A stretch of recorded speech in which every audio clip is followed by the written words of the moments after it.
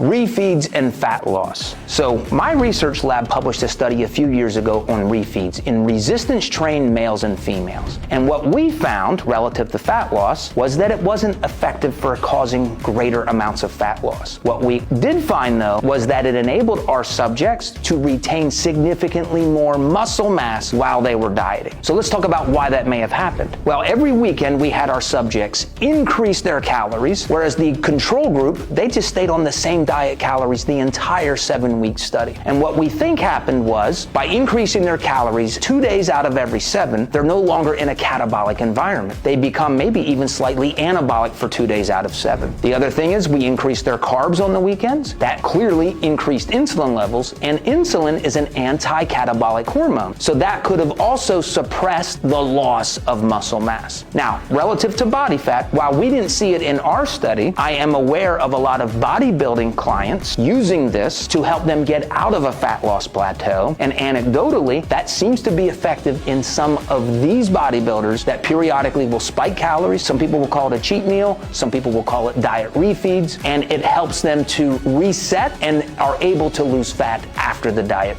refeed.